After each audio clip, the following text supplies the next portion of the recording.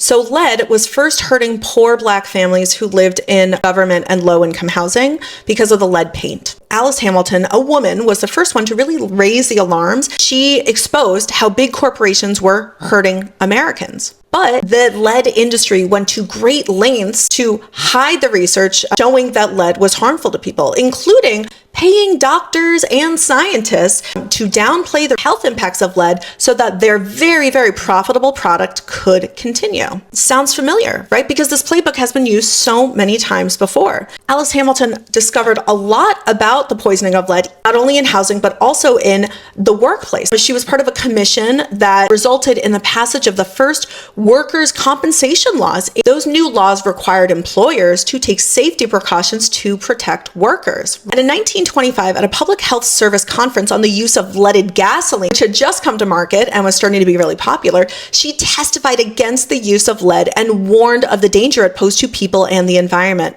However, it took about 80 years for lead to finally get banned from leaded gasoline. Why was that? Because industry, the gasoline industry, and ultimately the chemical industry, paid a lot of money to downplay her findings, right? There was a considerable resistance to the removal of lead from gasoline, not only by industry, but also by government and public health scientists. Many scientists asserted that lead in gasoline caused no health effects and referred to a large number of studies supporting that position.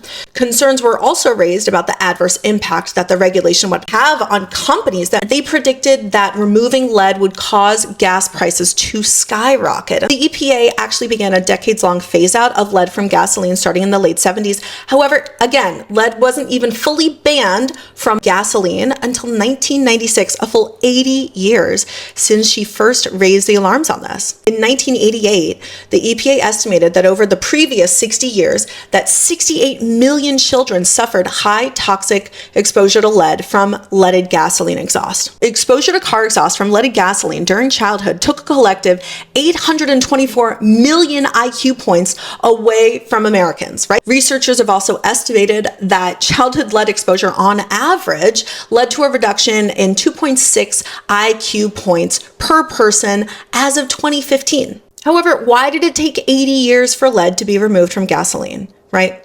And that is because big corporations and industry that paid government officials and scientists, they collectively waged a campaign of disinformation and doubt to keep their profitable products available. It was actually Thomas Midgley, an engineer at General Motors, who later went on to become the president of the American Chemical Society. He invented not only one, but two of the most damaging industrial compounds of the past century. He created chlorinated fluorocarbons, right, CFCs, which is the stuff that was in hairspray and foams that came close to destroying the ozone layer. And he was also the first one who was renowned for putting lead in gasoline. And it is through the American Chemical Society that they continue to downplay very real risks and tons of research out there showing the harms that come from plastic.